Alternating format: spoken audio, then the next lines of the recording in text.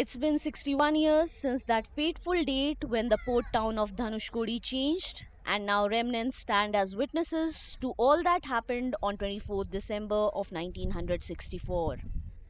For visitors to this town on Tamil Nadu's Pamban Island, the landscape is still marked by the destruction of the past.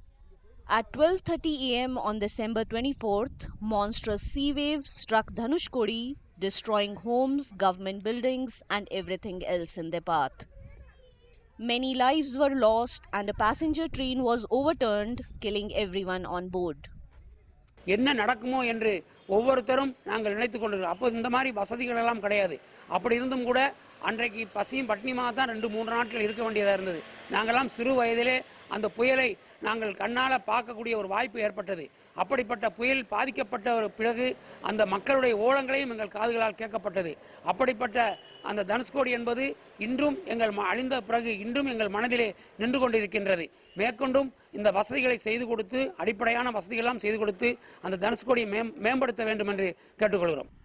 In the recent past, the National Highways Authority of India constructed a road to Arichal Munnai in Dhanushkodi, attracting tourists to the place. But the town remains stuck in that destructive 1964 date. For locals and tourists, Dhanushkodi now inspires a longing to see this abandoned town revive. இன்றைக்கி அந்த பகுதியில் பழைய search இருக்குது, தபால் நிலையம் இருக்குது, ரயில் நிலையம் இருக்குது. இன்னும் அரசு அலுவலகம் இன்னுமே சிதலடைஞ்சு அந்த நினைவு சின்னங்கள் இன்னும் மனசில் ஆறாமல் இருக்குது. இப்படி அழிஞ்ச நினைவு சின்னங்களை மத்திய அரசு மறுபடியுமே அதே நிலையிலேயே அதே மாதிரியே புனரமைச்சு கொடுத்தா மக்கள் அங்கே வரக்கூடிய சுற்றுலா பயணிகளுக்கு அது மிகப்பெரிய ஒரு ஞாபக சின்னமாகவும் இருக்கும். Once a key trading point between Tamil Nadu in India and the island nation Sri Lanka, Dhanushkodi's renewal may better India's tourism quotient.